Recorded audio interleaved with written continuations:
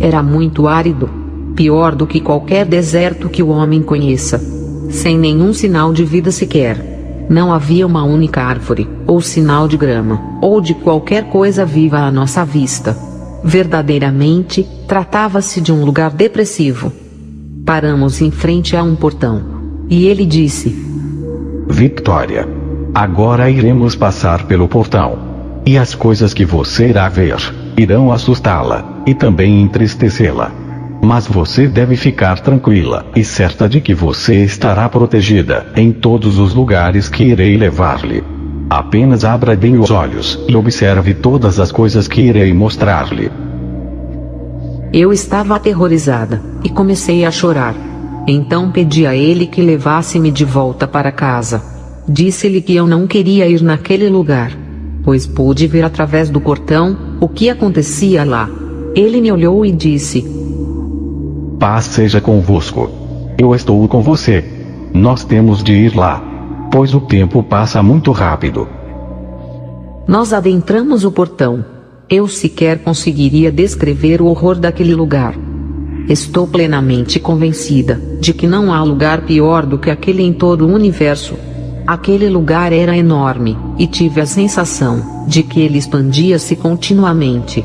Era um lugar de profunda escuridão e de calor inimaginável. Era mais quente que o próprio fogo em si.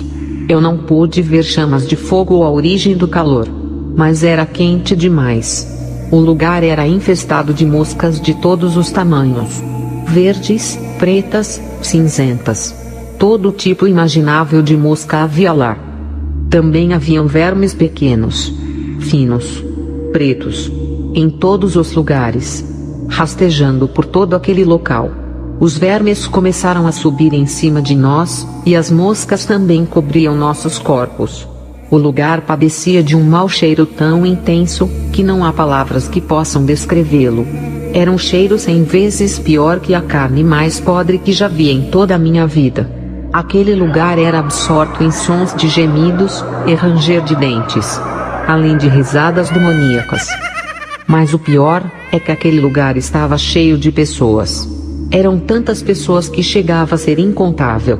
Essas pessoas estavam em formas cadavéricas, como se fossem esqueletos vivos. Posso assegurar que esses esqueletos tratavam-se de pessoas, pois pude reconhecer alguns parentes próximos, e pessoas de minha vila entre eles. Seus ossos eram cinza escuros, extremamente ressecados. Seus dentes eram longos e afiados como de animais selvagens. Suas bocas eram enormes e largas, com línguas compridas e vermelhas. Suas mãos e pés eram longos, com dedos ressequidos e unhas compridas. Alguns deles tinham rabos e chifres. Haviam demônios entre as pessoas. Sua aparência era como de crocodilos andando sobre 4 patas. Eles pareciam confortáveis naquele ambiente, maltratando e atormentando os seres humanos. Os demônios faziam barulho como se celebrassem algo. Eles pareciam felizes e despreocupados. Além disso, eles dançavam e pulavam o tempo todo. Por outro lado, os humanos tinham aparência miserável e depressiva.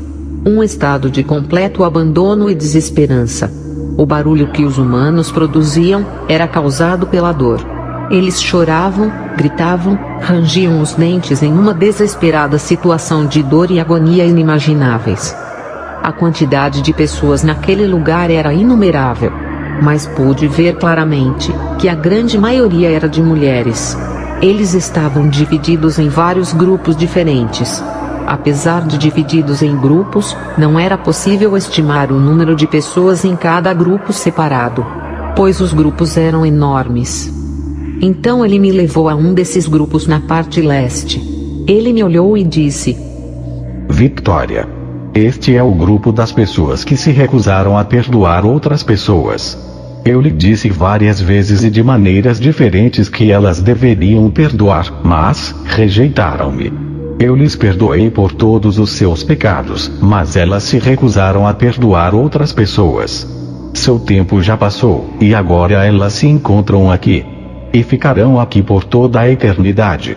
Agora, elas colhem os frutos que plantaram, e será assim por todo sempre. Porém, é doloroso vê-las neste lugar terrível e nesta situação eterna, pois eu as amo. Então, fui levada a outro grupo. Neste grupo, estavam reunidas as pessoas que possuíam dívidas de todo tipo. Haviam 3 categorias diferentes dentro deste grupo, no qual, explicou-me o Senhor. Na primeira, estavam as pessoas que pertenciam a outras. Na verdade, eram devedoras que tinham condições de pagar suas dívidas, mas preferiram ficar adiando o pagamento toda a vida. São pessoas que diziam que iriam pagar as dívidas amanhã, na semana que vem, no ano que vem. Até que o tempo passou e agora elas estão neste lugar de tormento. É aqui que elas irão passar a eternidade. Agora, elas colhem os frutos que plantaram em vida. A segunda categoria abrigava pessoas que possuíam dívidas. Tinham condições e disposição de pagar por elas. Porém, tinham medo das consequências, visto que caso elas falassem a verdade, poderiam sofrer rejeição ou ir à cadeia. Ou talvez seus atos seriam conhecidos por todos, e assim, poderiam sofrer algum tipo de humilhação. O Senhor me disse: nenhum deles veio a mim pedindo uma direção. Caso elas tivessem pedido, eu teria lhes mostrado uma saída. Mas elas preferiram usar suas próprias sabedoria e razão, o que foi totalmente inútil. O seu tempo passou e agora elas estão neste lugar onde passarão a eternidade. Elas estão colhendo os frutos que plantaram. Então, ele continuou a me dizer: a terceira categoria é a de devedores que não tinham condições de pagar suas dívidas. Porém, nenhum deles veio a mim confessar que possuíam dívidas a qual não poderiam quitar. Se eles tivessem vindo a mim, eu mesmo teria pagado suas dívidas. Mas eles também preferiram usar a razão e a sabedoria. E isso não serviu-lhes para nada. Agora eles estão neste lugar, e aqui ficarão para sempre. Eles estão colhendo os frutos que plantaram. Meu coração dói por estas pessoas, pois eu as amo profundamente. No primeiro grupo, vi 2 parentes próximas minhas. E também, uma parente mais distante de 12 anos. Eu sei que ela tinha 12 anos, pois era a sua idade quando faleceu. No segundo grupo, também vi alguns parentes. Além de um pastor, a qual eu conhecia muito bem. Também vi Jaques, meu namorado que cometeu suicídio quando entreguei minha vida a Cristo. Ele estava no segundo grupo. Também, pude ver alguns antigos vizinhos em ambos os grupos. Eu pude reconhecer as pessoas que conhecia antes de morrer. Elas também me reconheceram. Meus parentes ficaram muito irados quando me viram. E começaram a gritar obscenidades para mim. Eles usavam a linguagem mais vulgar possível para proferir maldições contra mim. Um deles me disse que eu não era merecedora de estar caminhando com aquele que estava ao meu lado. Eles falavam o mesmo tipo de coisa que eu dizia antes de entregar minha vida a Cristo. Eles não estavam mentindo. As coisas da qual eles me acusavam eram verdade. Jaques disse que eu havia pertencido a ele. Por isso eu também deveria estar ali, já que cometi o mesmo pecado que ele. O pastor a princípio pareceu contente ao me ver. E disse que eu havia feito a escolha certa indo lá. Porém, sua atitude mudou completamente quando ele viu a pessoa que me acompanhava. E começou a gritar obscenidades e a blasfemar. O Senhor me disse para ignorá-los, pois eles não sabiam o que estavam fazendo. Eu estava petrificada e extremamente triste. Meu corpo tremia e não tinha forças para permanecer em pé. Eu chorava descontroladamente. O Senhor se voltou para mim, abraçou-me e falou: paz seja contigo, Victoria. Então recobrei minhas forças e senti muita segurança em seu abraço. Ele olhou para mim e disse: Victoria, eu já te mostrei. Agora você tem de escolher a qual dos grupos você quer ir. A escolha está em suas mãos. Você deve contar às pessoas tudo aquilo que você viu e presenciou sem adicionar e nem omitir nada. Lembro que partimos juntos daquele lugar de horrores. Mas não sei dizer em que ponto nos separamos. Ao abrir meus olhos, percebi que tinha voltado ao meu corpo físico. E estava deitada numa cama do hospital Woxacate. Eu estava tomando soro na veia, e então, pude ver minha mãe, e outros vizinhos no outro canto do quarto, olhando-me assustados. Percebi pela fisionomia de minha mãe, que ela havia chorado bastante. Perguntei a uma das enfermeiras, se ela sabia o que havia de errado comigo. Mas ela apenas gracejou dizendo, você foi mandada de volta. Talvez você tenha feito algo errado da qual tem de se arrepender. A enfermeira estava tentando me explicar acerca de minhas condições de maneira amável. Porém, percebi que ela tinha receio de se chegar muito perto de mim. Pedi-lhe então, que chamasse o médico que havia me atendido. Ao chegar no quarto, o médico disse que não sabia o que havia de errado comigo. A princípio, ele pensou que eu tivesse contraído malária. Mas os resultados deram negativo. Ele explicou que minha temperatura, pulsação e pressão sanguíneas estavam perigosamente baixas demais. Porém, ele não saberia dizer qual era a causa. Ele disse que não havia nada que pudesse fazer por mim. Ele não poderia me manter internada, pois eu não estava doente. O soro sequer estava funcionando. E só começou a funcionar quando abri meus olhos. Ele recomendou à enfermeira que aplicasse outra dose de soro, para que eu tivesse forças para voltar para casa, já que a primeira dose havia acabado. Fiquei aterrorizada com as coisas que vi naquele lugar, de forma que não conseguia parar de chorar. O odor fétido daquele lugar continuava tão real, como quando estive lá. As cenas daquele lugar apareciam em minha mente o tempo todo. Eu não conseguia dormir e sentia dores pelo corpo todo. Sentia como se meus membros tivessem sido arrancados e recolocados no lugar. Eu estava péssima. Também padeci de diarreia, e de uma dor de cabeça lancinante durante a semana inteira.